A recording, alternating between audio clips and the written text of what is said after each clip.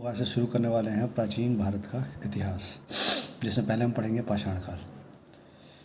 जिस काल का कोई लिखित साक्ष्य नहीं मिलता है उसे प्राग ऐतिहासिक काल कहते हैं। आदि ऐतिहासिक काल में लिपि के साक्ष्य तो हैं, उनके अपठ्य या दुर्बोध होने के कारण उनसे कोई निष्कर्ष नहीं निकलता। प्राग ऐतिहासिक काल में कोई भी लिखित साक्ष्य नहीं मिलता है, लेकिन आदि ऐतिहासिक काल में लिखित लिपि के साक्ष्य हैं, लेकिन वो पढ़ा नहीं जा सकता है।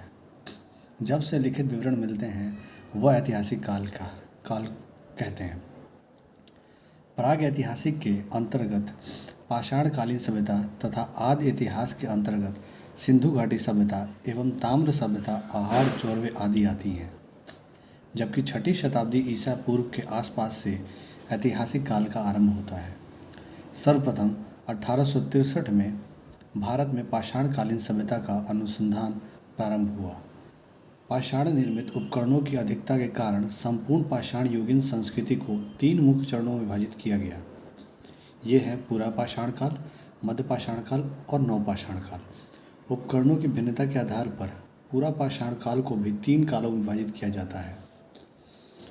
पूर्व पूरा पाषाण काल क्रोड उपकरण, हस्तकुठार, खंडक एवं विदारिणी। दूसरा मध्य पूरा पाषाण काल फलक उपकरण तथा उच्च पूरा पाषाण काल दक्षिणी एवं खुरचनी उपकरण। सर्वप्रथम पंजाब की सोहन नदी घाटी पाकिस्तान से चापर चापिंग पेबुल संस्कृति के उपकरण प्राप्त हुए। सर्वप्रथम मद्रास के समीप बदमुरई और तथा अतिरमपक्कम से हैंड एक्स संस्कृति के उपकरण प्राप्त किए गए हैं। इस संस्कृति के अन्य उपकरण क्लीवर, स्क्रेपर आदि हैं। भारतीय भूगर्भ सर्वेक्षण इंडियन जियोलॉजिकल सर्वे के वैज्ञानिक रॉबर्ट ब्रूस फूड ब्रिटिश भूगर्भ वैज्ञानिक और पुरातात्विक थे।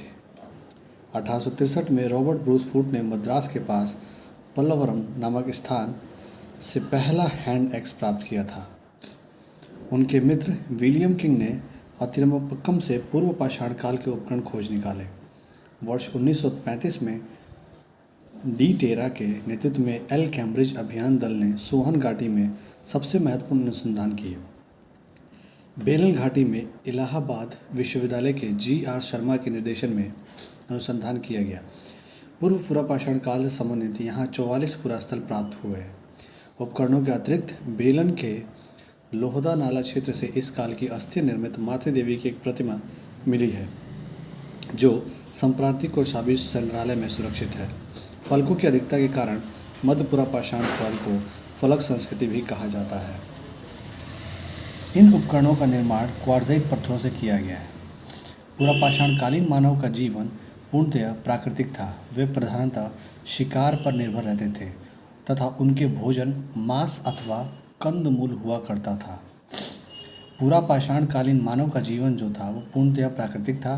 वे प्रधानतः शिकार पर निर्भर रहते थे तथा उनका भोजन मांस अथवा कंदमूल हुआ करता था। अग्नि के प्रयोग से वो लोग अपरिचित रहने के कारण वे कच्चा मांस खाते थे।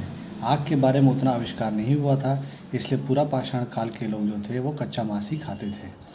इस युग का मानव शिकारी एवं खाद्य संग्राहक था। इस काल के मानव को पशुपालन तथा कृषि का ज्ञान नहीं था। भारत में मध्य पाषाण कालीन के विषय में जानकारी सर्वप्रथम 1867 से 68 ईस्वी में हुई, जब आर्कीबाल्ड क्लाइल ने विंध्य क्षेत्र से शैल चित्र, रॉक पेंटिंग खोज निकाले।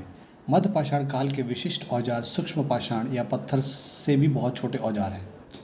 भारत में मानव अस्थि पंजर सर्वप्रथम मध्य पाषाण काल से ही प्राप्त होने लगता है।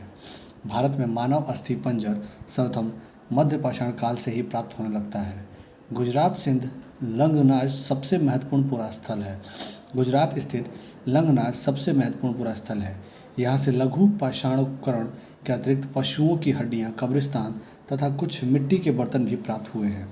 यहाँ से 14 मानव कंकाल भी मिले हैं।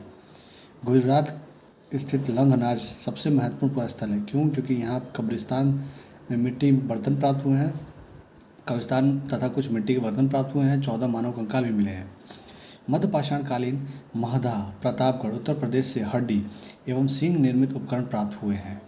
जी.आर. शर्मा ने मदहा के 3 क्षेत्र का उल्लेख किया है, जो झील क्षेत्र है, बुजरखाना संस्कृत क्षेत्र एवं कब्रिस्तान निवास क्षेत्र में बटा था। बूचड़खाना संस्कृत क्षेत्र से ही हड्डी एवं सींग निर्मित उपकरण एवं आभूषण बड़े पैमाने पर पाए गए हैं। डॉक्टर जयनारायण पांडे द्वारा लिखित पुस्तक पुरातत्व विमर्श में मदहा, सरायनहर, राय एवं दमदमा तीनों ही स्थलों से हड्डी के उपकरण एवं आभूषण पाए जाने का उल्लेख है।